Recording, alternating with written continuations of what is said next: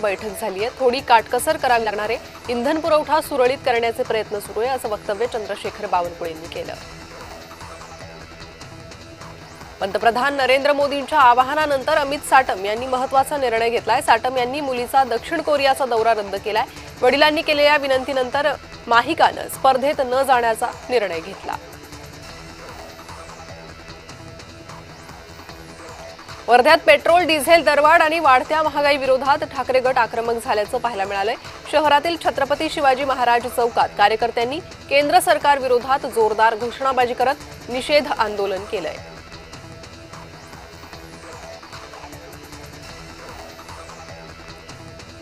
कांद्याला 2500चा हमीभाव द्या, कांद्याच्या संकटात केंद्रानं हस्तक्षेप करावा अशी मागणी केंद्र सरकारकडे किसान सभेनं केली आहे।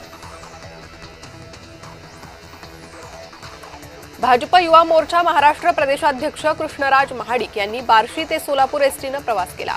सामान्य नागरिकांप्रमाणे सार्वजनिक वाहतुकीचा वापर करून त्यांनी इंधन बचत, प्रदूषण नियंत्रण आणि विकसित भारत या पंतप्रधान नरेंद्र मोदी यांच्या संकल्पनेला बळ देण्याचा संदेश दिला। नीट पेपरफुटी प्रकरणी मुंबई युवक काँग्रेसनं मेट्रोमधून जनजागृती मोहीम राबवली। झीनत शबरीन यांच्या नेतृत्वाखाली प्रवाशांना नीट पेपरफुटी बाबतची माहिती पत्रकं वाटून माहिती दिली। भाजप सरकारच्या संरक्षणाखालीच पेपरफुटीचे रॅकेट फोफावल्याचा आरोप यावेळी करण्यात आला।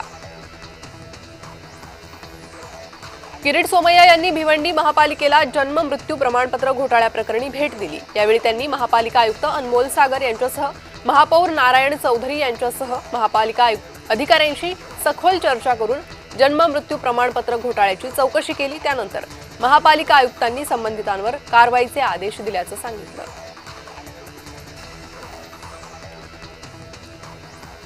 रायगडचं पालकमंत्रीपद शिवसेनेकडे जाण्याची शक्यता असल्याची सूत्रांची माहिती आहे। विधान परिषदेच्या जागेच्या बदल्यात पालकमंत्रीपद मिळण्याची शक्यता आहे। अकोल्यात आरसीसी क्लास समोर मनसेनं आंदोलन केलंय। मोठेगावकरला त्याच्या फोटोला काळं फासण्यात आलेलं आहे।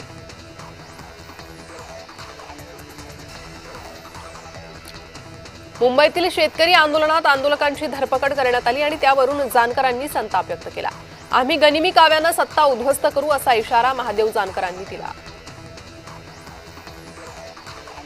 विधान परिषद निवडणुकीची मोर्चे बांधणी रायगडमध्ये सुरू झाली। विकास गोगावलेंचं नाव चर्चेत आहे। रायगडमधील शिवसैनिकांनी विकास गोगावलेंचे स्टेटस ठेवलेत। यापूर्वी अनिकेत तटकरे कोकण स्थानिक स्वराज्य संस्था मतदारसंघातून विधान परिषदेवर निवडून गेले होते।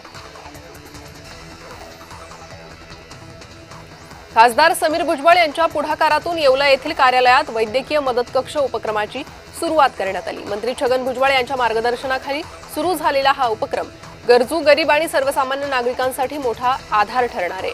वैद्यकीय मदत कक्ष हा एक केवळ उपक्रम नसून जनतेच्या आरोग्याची जबाबदारी स्वीकारणारा सेवाभावाचा संकल्प असल्याचं प्रतिपादन माजी खासदार समीर भुजबळांनी केलं।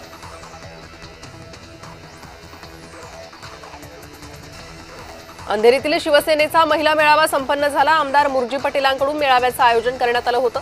मेळाव्याला उपमुख्यमंत्री एकनाथ शिंदे आणि उद्योगमंत्री उदय सामंतही उपस्थित होते। अहिल्यानगर पालिकेतील कर्ज प्रस्तावाला शिवसेनेनं विरोध केलाय। गरज नसताना कर्ज घेतल्यास न्यायालयात जाणार असा इशारा पालिका प्रशासनाला शिवसेनेनं दिला।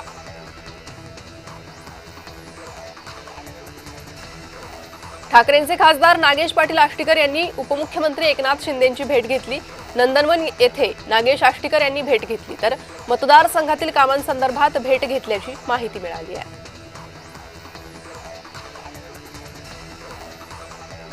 पायाला जखम झाल्यानं अधिवेशनाला गैरहजर होते। विधान परिषदेतील अनुपस्थितीवरून भावना गवळींनी स्पष्टीकरण दिलं। तीर्थक्षेत्र आराखड्यासंदर्भात सह्याद्री अतिथीगृहावर महत्त्वाची बैठक झाली आहे। तीर्थक्षेत्र आराखड्यासाठी एकूण 993 कोटी 72 लाख रुपयांचे आराखडे मंजूर करण्यात आले। विकास कामांना वेग देण्याचे मुख्यमंत्र्यांनी आदेश दिले।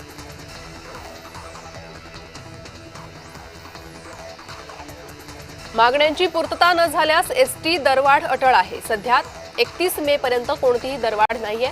आताची डिझेल दरवाढ लवकरच कमी होण्याची अपेक्षा आहे असं वक्तव्य परिवहन मंत्री प्रताप सरनाईक यांनी केलं।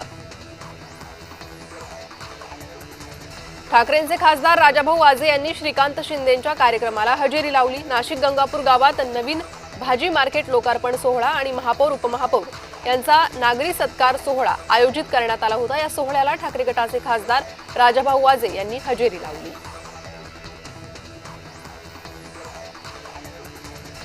मुंबई महानगरपालिका निवडणूक 2026 संदर्भात तब्बल 79 नगरसेवकांच्या निवडीविरोधात न्यायालयात निवडणूक याचिका दाखल करण्यात आली। या प्रकरणांपैकी अनेक याचिका न्यायप्रविष्ट असून काही प्रकरणांवर सुनावणी सुरू आहे। त्यामुळे मुंबई महापालिका निवडणूक प्रक्रियेवरच प्रश्नचिन्ह